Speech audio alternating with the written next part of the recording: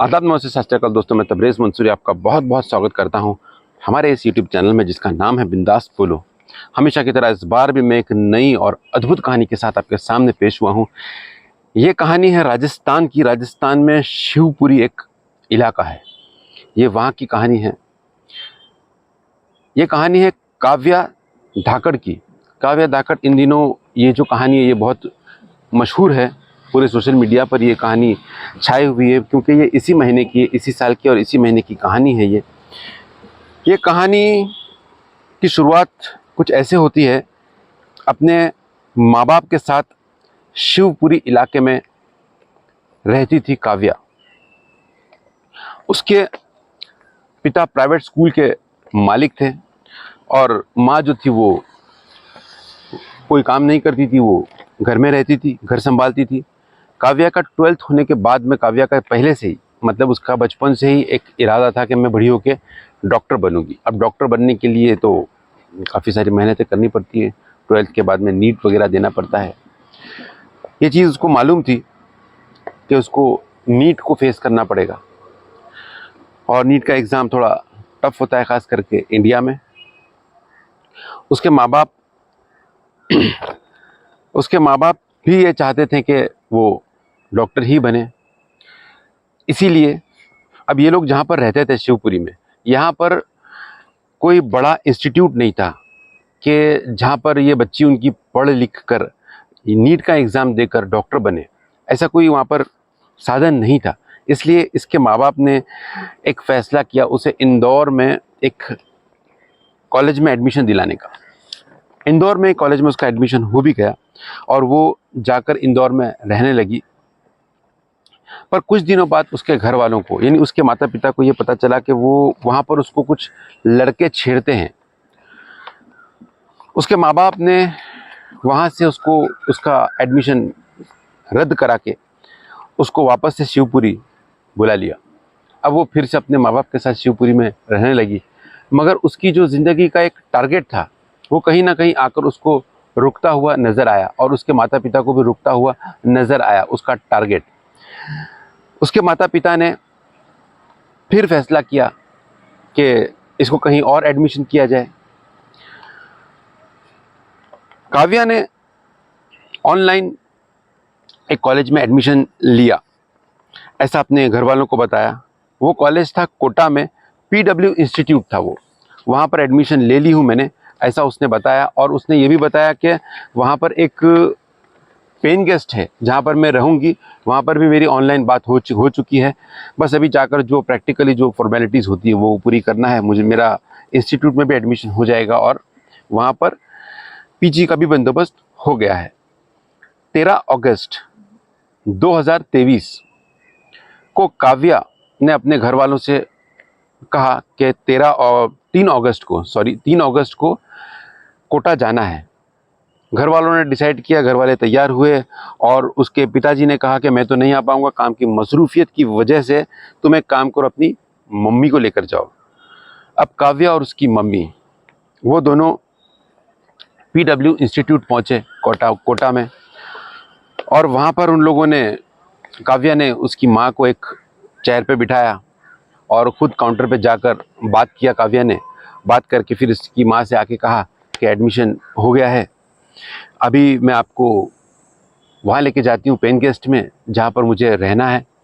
काव्या ने वहाँ से उसकी माँ को पेन गेस्ट में लेकर गया और लेकर जाकर उसकी माँ को वैसे ही एक चेयर पे बिठाई और ख़ुद काउंटर पे जाकर उसने तमाम बातें की। और फिर अपनी माँ से आके उसने कहा कि यहाँ पर भी मेरा रहने का बंदोबस्त हो गया है, यानी कि इंस्टीट्यूट में भी एडमिशन हो गया आसानी के साथ में और PG में भी बंदोबस्त हो गया रहने का।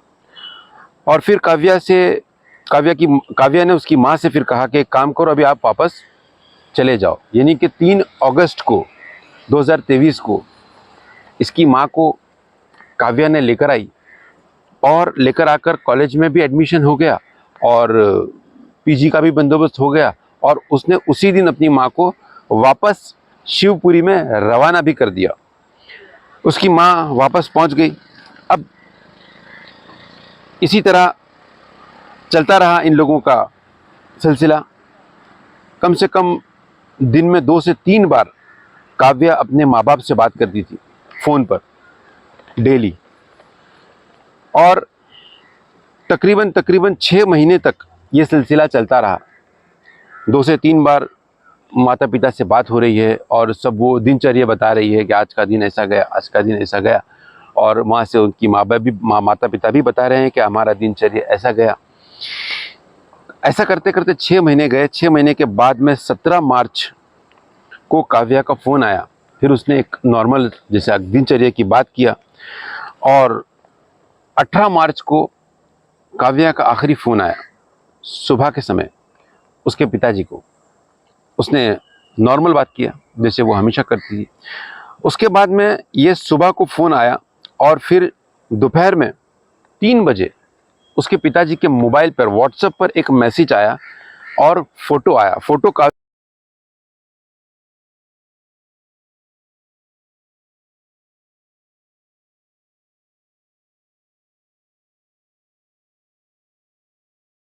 का आया। काव्या के दोनों हाथ बंधे हुए थे पीछे की ओर, और दोनों पैर बांधे हुए थे, और काव्या के मुंह पर एक काले कलर की पट्टी बांधी हुई थी ताकि वो शोर न कर पाए। और काव्या लेटी थी और उसका फ़ोटो था, और वो फ़ोटो था और साथ में एक मैसेज लिखा हुआ था कि काव्या को हमने किडनैप कर लिया है, काव्या हमारे कब्ज़े में है, और अगर तुम हमको 30 लाख रुपयों की रकम अगर नहीं दोगे तो काव्या की इसके बाद जो तस्वीर आपको आएगी वो बिना गर्दन के आएगी, यानी कि खुला खुला उसका कत्ल की धमकी और फिरौती की, 30 लाख रुपए की फिरौती और कत्ल की धमकी के साथ में उसके पिताजी को व्हाट्सएप पर मैसेज आया। उसके पिताजी बड़े परेशान हुए। उसके पिताजी ने चारों ओर अपने रिश्तेदारों में, जान पहचान वालों में, दोस्तों में फ़ोन करना स्टार्ट किया, और फिर उनके पिताजी ने पुलिस स्टेशन में कंप्लेन लॉन्च की। पुलिस स्टेशन में कंप्लेन लॉन्च करने के बाद में पुलिस वहाँ पर एक्टिव हुई, क्योंकि इन्होंने फ़ोटोज़ बताया जिसमें काव्या के मुंह में एक कपड़ा बंधा हुआ था काले कलर का, और हाथ और पैर दोनों बांधे हुए थे। और जहाँ उसका फ़ोटो था उसके फ़ोटो के पीछे कुछ कार्टून्स रखे थे, यानी बॉक्स में जो कार्टून हम लोग रखते हैं बांध कर, वो बॉक्स के अंदर पैक कार्टून थे कुछ, वो उसके पीछे नज़र आ रहे थे। तो ऐसा मालूम हो रहा था कि शायद कोई कंपनी, कोई कारखाना है जहाँ का ये फ़ोटो लिया गया है। पुलिस वो फ़ोटो देखकर परेशान हुई और पुलिस ने तुरंत एक्शन लिया। सबसे पहले पुलिस ने उसकी माँ को और पिताजी को लेकर कॉलेज गई, पीडब्ल्यू इंस्टीट्यूट में। पीडब्ल्यू इंस्टीट्यूट में जाने के बाद में उसकी माँ के सामने और पिताजी के सामने पुलिस ने वहाँ पर इंस्टीट्यूट में पूछताछ की, और उन्होंने बताया कि ये मैटर बहुत सीरियस है, और हम लोग शिवपुरी से आए हैं, हम लोग वहाँ की पुलिस वाले हैं, और ये ऐसा ऐसा मामला है। ये काव्या धाकड़ नाम की लड़की आपके यहाँ पर पढ़ती थी जिसका किडनैप हो गया है, और 30 लाख रुपया फिरौती की रकम मांगी जा रही है। वो जो इंस्टीट्यूट था पीडब्ल्यू इंस्टीट्यूट, उनके ओनर आ गए, उनके जितने भी जिम्मेदार लोग होते हैं वो सब वहाँ पर आ गए, और वो लोग ने पूरा चेक किया। उनके पास जितनी भी डाटा थे स्टूडेंट्स के, सब जितने रजिस्टर्ड थे सब चेक किया। सब चेक करने के बाद में वो लोग फाइनल नतीजे पर पहुँचे कि काव्या धाकड़ नाम की लड़की का यहाँ पर कभी एडमिशन हुआ ही नहीं। ये सुनकर उसकी माँ चौंक गई, पुलिस भी चौंक गई, पिताजी भी चौंक गए कि ऐसे कैसे हो सकता है। पिछले 6 महीने से वो यहीं पर आ रही है, यही इंस्टीट्यूट में, ऐसा उसने हमको बताया, और अभी हम लोग आपको यहाँ पर आकर पूछ रहे हैं तो आप लोग बता रहे हो कि यहाँ पर उसका एडमिशन कभी हुआ ही नहीं, ये कैसे मुमकिन है। पुलिस ने पूछा काव्या की माँ को कि जब काव्या ने एडमिशन लिया उस समय आप कहाँ पर थे, तो उसकी माँ ने एक चेयर बताई जो वो काउंटर से, जो एडमिशन का काउंटर होता है उससे थोड़ी सी दूरी पर था। उसने बताया, काव्या की माँ ने बताया कि मुझे वहाँ पर उसने बिठाई थी और ख़ुद जाकर काउंटर पे बात की थी, और मुझे आकर उसने कहा कि एडमिशन हो गया। कॉलेज वालों ने कहा कि ये हो सकता है कि ये लड़की आई हो सिर्फ इंक्वायरी करने के लिए, एडमिशन लेने के लिए नहीं, पर उसकी माँ दूर बैठी थी। उसकी माँ को ऐसा लगा कि इसने एडमिशन कर लिया है, और काव्या ने आकर उससे ये कहा कि मेरा एडमिशन हो गया है। उसकी माँ ने उसको सच मान लिया। अब वहाँ से पुलिस ने उसकी माँ को और पिताजी को लेकर पेन गेस्ट में गई, जहाँ पर वो रहती थी, पीजी में। पीजी में जाने के बाद में पुलिस ने वहाँ पर पूछताछ किया और पुलिस ने उनको भी ये मामले का सीरियसनेस बताया और बताया कि लड़की का किडनैप हो गया है, ये लड़की आपके यहाँ पर पिछले 6 महीने से रह रही है। पीजी जो थी वो पीजी के भी ओनर आ गए, वहाँ के मालिक आ गए, सब आकर वो लोग भी परेशान हो गए कि ये कैसा मामला हो गया। और पूरा रजिस्टर उन लोगों ने चेक किया और वहाँ पर भी यही बात सामने आई कि काव्या धाकड़ नाम की लड़की यहाँ पर कभी रहने आई ही नहीं। यानी कि पुलिस को और उसके माता पिता को ये बात प्रूफ्ड हो गई थी कि वो कभी यहाँ पर ना ये कॉलेज में आई, ना ये इंस्टीट्यूट में पीडब्ल्यू में इसने एडमिशन लिया और ना ये पीजी में रहने आई। और पुलिस के पास में अभी कोई जवाब नहीं था और कोई विकल्प नहीं रह गया था कि अब आगे क्या करें। पुलिस ने उसकी माँ से और पिताजी से सीरियसली उनसे पूछा कि आप कुछ छुपा रहे हैं, अगर कोई ऐसी बात है जो आपको लगता है पुलिस को बताने के लायक है वो भी हमको बताओ, और आपको ऐसा लगता है जो पुलिस को नहीं बताने के लायक है वो भी हमको बताओ। तब उसके पिताजी ने बताया कि हमने इससे पहले काव्या का एडमिशन इंदौर में कराया था, मगर इंदौर में कुछ लड़के उसे परेशान करते थे, इसलिए हम लोगों ने वहाँ से एडमिशन कैंसिल करके हम लोगों ने कोटा में एडमिशन कराया था पीडब्ल्यू इंस्टीट्यूट में। पुलिस को ऐसा लगा कि इस मामले की तार कहीं ना कहीं इंदौर से ज़रूर जुड़ी है। पुलिस ने तुरंत एक टीम बनाई और इंदौर के लिए रवाना की। इंदौर पुलिस पहुंची। पुलिस की एक टीम इंदौर पहुंचने के बाद में वहां पर इन्वेस्टिगेशन शुरू हुआ। वहां पर इन्वेस्टिगेशन जहां पर कॉलेज था, कॉलेज में गए वो लोग जहां पर काव्या पढ़ती थी। वहां से ये बात सामने आई कि 2 लड़के थे जो काव्या के साथ ज़्यादा घूमते फिरते थे। पुलिस ने पूछा कि ये लड़के लोग कहाँ रहते थे। उनका घर पता चला। पुलिस ने उनके घर पे गई।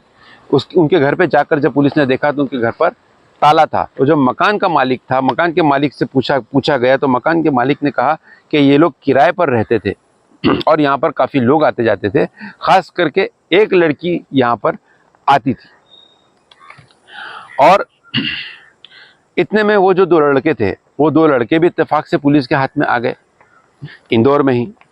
पुलिस ने उनसे पूछा कि तुमने ये कमरा कब खाली किया, तो उन लोगों ने कहा कि हम लोगों ने 15 दिन पहले खाली किया। तो पुलिस ने कहा कि 15 दिन पहले आपने क्यों खाली किया। वो लड़कों ने कहा कि हमने 15 दिन पहले इसलिए खाली किया क्योंकि हमको इससे कम किराए में दूसरी जगह हमको घर मिल गया, इसलिए हम लोगों ने इसको खाली कर दिया। पुलिस ने वो जो जहाँ पर इन लोगों ने अभी लिया था, यानी जहाँ शिफ्ट किए, वहाँ पुलिस ने जाकर बात किया और वहाँ से किराया पूछा कि इन लोगों का कितना किराया है। और जहाँ पर से इन लोगों ने किराए पे थे और खाली किया था 15 दिन पहले, वहाँ जाकर पूछा तो पता चला कि जो पहले था वो सस्ता था, अभी जो इन लोगों ने लिया है वो थोड़ा महंगा है। पुलिस को ये बात समझ में आ गई कि इन लोगों ने ये बात झूठ बोली है। पुलिस को ज़बरदस्ती झूठ बोलना मतलब शक के दायरे में आने वाली बात है। पुलिस को इन दोनों पर कुछ शक हुआ।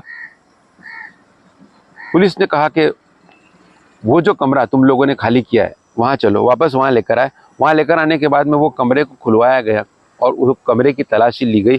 तब पता चला वो जो कार्टून, जो काव्या का फ़ोटो निकाला गया था, हाथ और पैर और मुंह बांधकर, वो फ़ोटो के पीछे जो कार्टून रखे हुए थे वो कार्टून वहीं पर वैसे ही पड़े थे जब पुलिस गई। तो मतलब कि ये फ़ोटो यहीं पर लिया गया।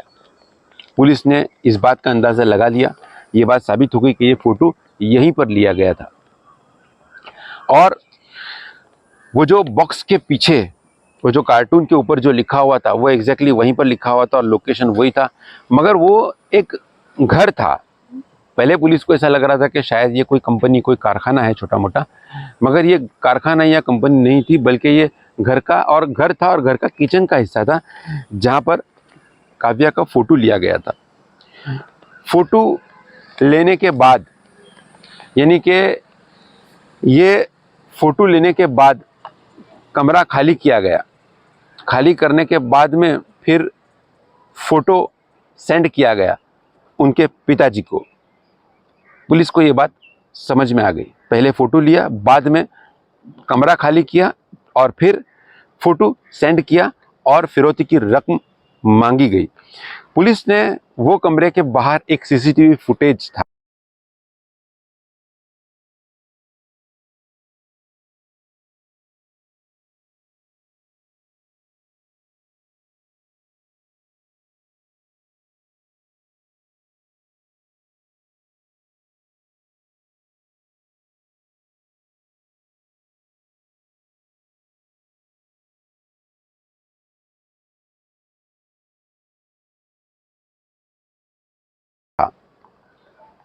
वो फुटेज को निकाला, उसमें काव्या नजर आई और काव्या एक लड़के के साथ बहुत नॉर्मली चल के जा रही थी। यानी कि कोई किडनैप्ड हुआ इंसान इतना नॉर्मली चलकर नहीं जा सकता है जितना नॉर्मली काव्या उस फुटेज में चल के जा रही थी। पुलिस को ये बात पूरी तरह से समझ में आ गई कि ये क्या मामला है और पुलिस ने ये अपने तरफ से ये कहा कि ये किडनैप का मामला नहीं है, ये फिरौती का मामला नहीं है, ये मामला ऐसा है कि लड़की ने खुद का किडनैप खुद करवाया है, यानी ये प्लानिंग किया गया है। अच्छा, अब ये प्लानिंग क्यों किया गया, अब इस पर थोड़ी सी चर्चा हुई तो उसकी डिटेल्स कुछ सामने आई और पता चला कि कुछ समय पहले उसके जो पिताजी है, उसके पिताजी का नाम रघुवीर धाकन है। अब रघुवीर धाकड़ जो है उनका एक ज़मीन बिकी थी उनकी, और वो ज़मीन की कीमत 54 लाख रुपीस उनके पास में आया था और ये बात घर में हर किसी को पता थी। और काव्या ये बात बहुत अच्छे से जानती थी कि अगर उसका किडनैप हो जाता है तो उसके पिताजी उसके लिए कुछ भी करने के लिए तैयार हो जाएंगे। और इन्वेस्टिगेशन में ये बात भी सामने आई कि काव्या ने कुछ ही समय पहले अपना पासपोर्ट बनाने के लिए एप्लीकेशन डाला था पासपोर्ट ऑफिस में, और काव्या इंडिया छोड़कर, यानी काव्या का ऐसा प्लान था, अब तक का ये माना जा रहा है कि काव्या का ऐसा प्लान था कि वो यहाँ से इंडिया छोड़कर आउट ऑफ इंडिया जाकर अपना पढ़ाई कंप्लीट करके डॉक्टर बनना चाहती थी। यानी कि नीट का जो एग्ज़ाम था, नीट के एग्ज़ाम से उसे कहीं ना कहीं यहाँ पर डर था और उसे कहीं ना कहीं ऐसा लगता था कि वो शायद इसे क्लियर नहीं कर पाएगी। और इंडिया के बाहर बहुत सी ऐसी कंट्रीज़ है जहाँ पर ये नीट का एग्ज़ाम बहुत ज़्यादा आसान है और डॉक्टर आसानी से बनते हैं। यहाँ पर जितना टफ़ है इंडिया में, उतना टफ़ वर्ल्ड में काफ़ी कम जगह पर है, या तो कहीं भी नहीं है, ऐसा भी कह सकते हैं शायद। तो ये सारा मामला हुआ। उसका जो दोस्त था, वो दोस्त जिसके साथ में काव्या रहने लगी थी, और जब काव्या ने इसकी माँ को कोटा में बुलाया और जो उसने बताया कि मैंने कॉलेज में एडमिशन ले ली हूँ और मैंने पीजी में एडमिशन ले ली हूँ, उसके 3 दिन बाद ही काव्या वापस इंदौर चली गई थी। और काव्या डेली जो 6 महीने तक फ़ोन करती थी, और तो वो ये बताती थी कि मैं कोटा में हूँ, मगर दरअसल वो कोटा में नहीं, इंदौर में थी। काव्या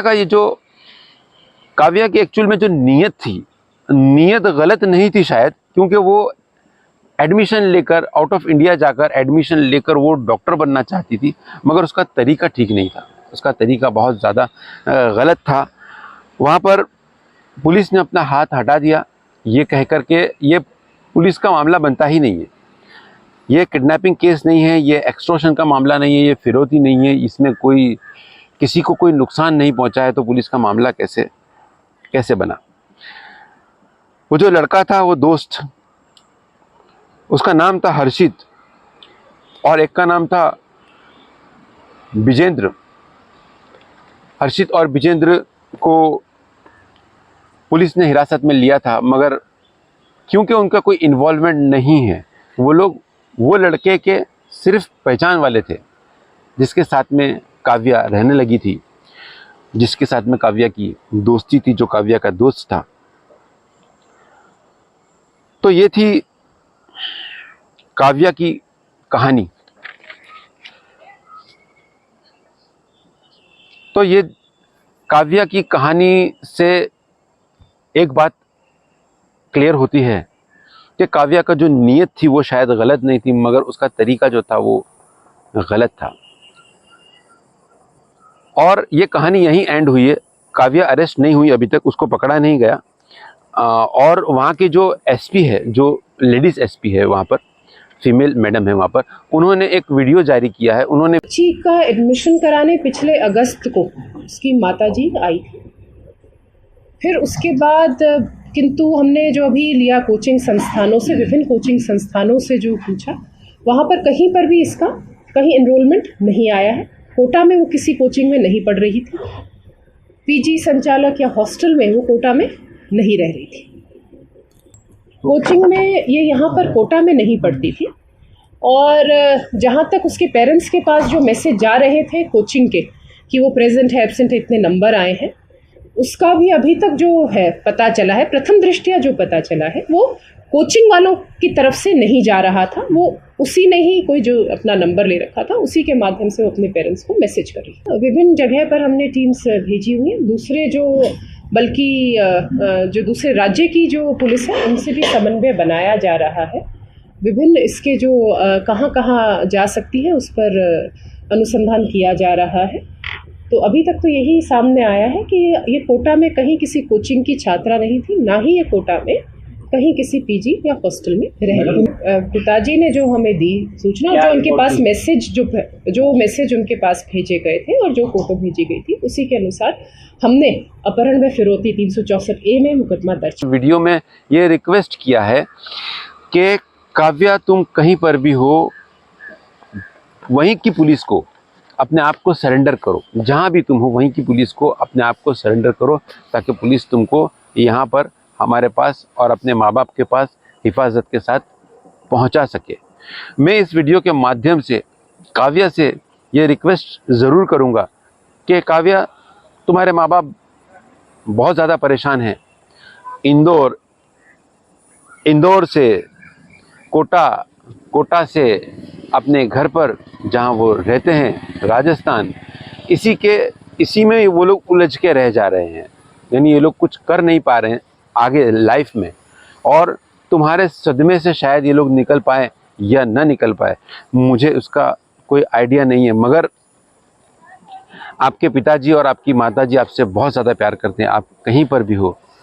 और अगर आपको ये वीडियो मेरी मिल रही है तो मैं आपसे रिक्वेस्ट करूँगा कि आप वापस आ जाओ। ऐसा कुछ हुआ नहीं है कि आप घर से हमेशा के लिए चले जाओ। थोड़ी सी गलती के लिए ज़िंदगी भर की सज़ा अपने आप को और अपने परिवार को मत दो। तो ये थी काव्या की कहानी। फिर मिलेंगे एक नई और अद्भुत कहानी के साथ। तब तक के लिए मुझे इजाज़त दीजिए। आदाब, नमस्ते और सत श्री अकाल।